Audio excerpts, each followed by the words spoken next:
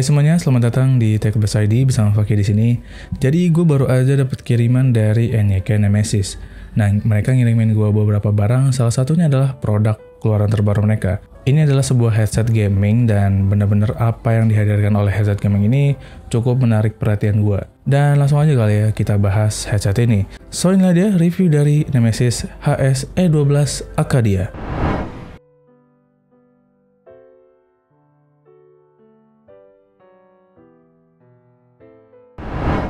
NYK Nemesis HS E12 Acadia, atau kedepannya gue bakal nyebut Nemesis Acadia aja. Dan dalam paket pembeliannya kita akan mendapatkan Nemesis Acadia dan warranty card. Tapi yang dikirim ke gue ini cuma dapat headsetnya aja. Oh iya, harga yang dibanderol Nemesis Acadia ini adalah Rp395.000. Ngomongin soal desainnya, gue punya perasaan yang campur aduk saat pertama kali ngeliat secara langsung. Bentuk dari headset gaming ini cukup unik ya, terutama di bagian earpadnya. Terdiri dari 3 lapisan dan kayak gong bentuknya. Finishing warnanya sih cukup bagus. Warna grey di bagian dasar, lalu di bagian berikutnya ada warna hitam matte dan ada tulisan ANC 50mm yang menandakan headset ini memiliki driver 50mm. Dan yang paling atas atau bagian tengahnya ini menggunakan hitam glossy dengan logo NYK Nemesis. Nah, bagian tengahnya ini juga menjadi penyangga untuk pellet headband. Headbandnya juga punya desain yang umum ya sebenarnya seperti headset kebanyakan. Nemesis Acadia juga memiliki RGB lighting pada bagian earpad dan ini menambah nilai estetika pada headset ini ketika RGB-nya dinyalakan. Lalu bentukan mic-nya ya umum juga sih, biasa banget. Dan ke bagian kabelnya ini cukup panjang sekitar 2 meter ya kurang lebih, dan di tengah-tengah jalur kabelnya terdapat audio control yang lumayan gede menurut gua. Dan di sini ada beberapa tombol yang bakal gua bahas nantinya. Dan ini menggunakan konektor USB udah gold plate, good. Overall, desain headset ini memiliki desain yang sangat unik. Di satu sisi gue suka, tapi di satu sisi gue merasa aneh ya. Itu dia, mixed feeling. Untuk build quality-nya, bagian earpad dari Nemesis Acadia berbahan dasar plastik yang bagi gue ini cukup tipis ya. Namun ini dibuat sangat padat, jadi masih oke. Foamnya cukup tebal dan ini lumayan lembut, dan clampingnya nggak terlalu menekan.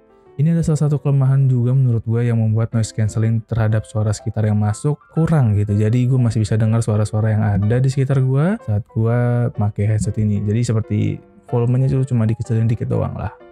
Nah, foamnya sendiri dilapisi bahan kulit yang halus dan tidak licin, jadi masih cukup nyaman di 2 jam pemakaian.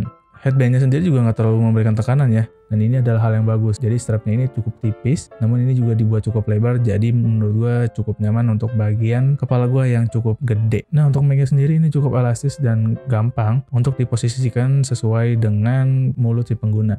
Kabel dan konektornya ya sebenarnya standar, dan audio controlnya ini terbuat dari plastik ya. Jadi ini tuh terlihat kayaknya berat gitu, tapi ini sebenarnya ringan. Dan ngomongin soal ringan, bobot dari headset ini cuma 320 gram. Dan untuk build quality-nya bisa dikatakan udah oke menurut gua.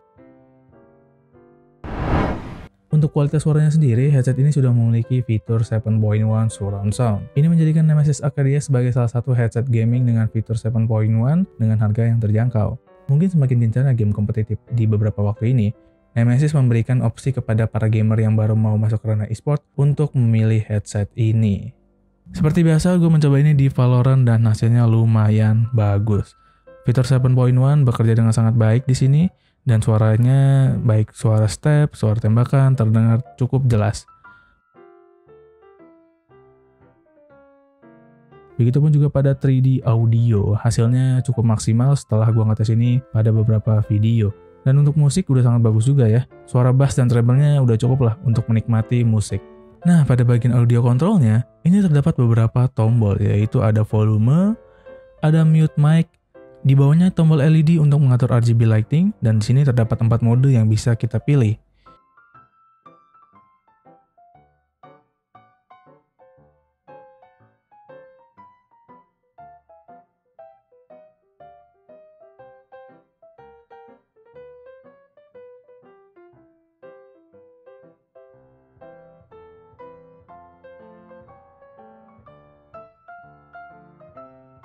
Dan yang terakhir adalah ANC.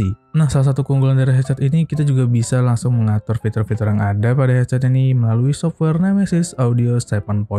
Dari sinilah kita mengaktifkan fitur 7.1. Di sini juga kita bisa mengatur suara yang masuk, dan juga kita bisa mengatur mic, dan ya banyak sih yang bisa dilakukan pada Nemesis Audio 7.1 ini.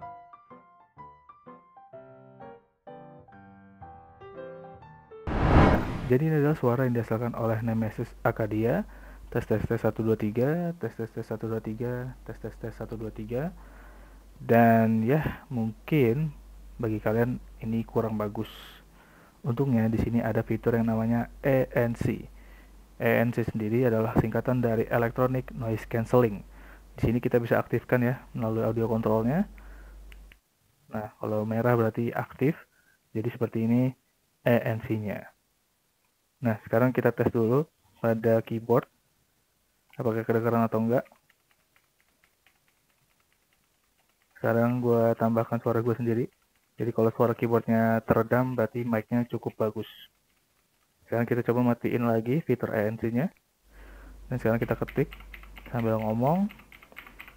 Kalau kedua-duanya kedengaran, berarti noise cancellingnya kurang ya. Dalam keadaan mode default. Nah, ini juga bisa kita matikan ya. Jadi seperti ini. Nyalain lagi, fitur ANC-nya kita aktifkan lagi, jadi seperti ini. Di sini juga ada ini ya, ada LED lightning, kita bisa atur RGB-nya, jadi bisa disesuaikan sesuai kemauan kalian. Sayangnya ini nggak bisa dimatiin sih RGB lighting-nya. Nah, untuk pengguna kacamata sendiri, menurut gua cukup ramah lah ya.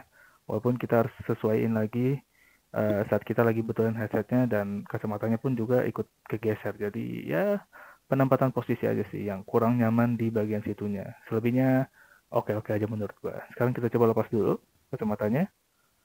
Nah, lancar. Dan untuk masangnya lagi lancar juga, dan butuh disesuaikan lagi aja. Yap, jadi seperti itu untuk pengguna kacamata. So, itulah dia review dari HS E12 Acadia. Tuliskan pendapat kalian mengenai headset ini langsung aja di kolom komentar. Dan menurut gua ini headset yang cukup menarik dengan harga yang ditawarkan juga. Kita akan mendapatkan fitur headset yang sama seperti harga di atasnya. Di atas 500 ribuan biasanya tuh udah ada fitur-fitur seperti itu. Tapi kita bisa dapat yang kayak gini di harga 300-an, lumayan worth it lah ya menurut gua. Dan ya, untuk bentuk desainnya tetap nggak berubah. Gue tetap mixed feeling terhadap headset ini, antara senang dan nggak senang juga. Kayak gitulah ya. Susah juga digambarkan bagaimana gue mau mengekspresikan kesenangan gue terhadap headset ini. So, itu deh untuk video kali ini. Mohon maaf bila ada salah-salah kata dari gue pribadi. Kalian bisa langsung koreksi di kolom komentar. Dan like jika kalian suka video ini, dislike aja kalau kalian tidak suka, dan share video ini karena video ini sangat berguna bagi nusa, bangsa, dan alam semesta. Dukung terus channel Tech Plus ID dengan cara mengklik subscribe dan aktifkan lonceng untuk mendapatkan notifikasi seputar video terbaru dari Tech Plus ID. So, sekian dari gue Faki, dan kita akan bertemu lagi di video berikutnya.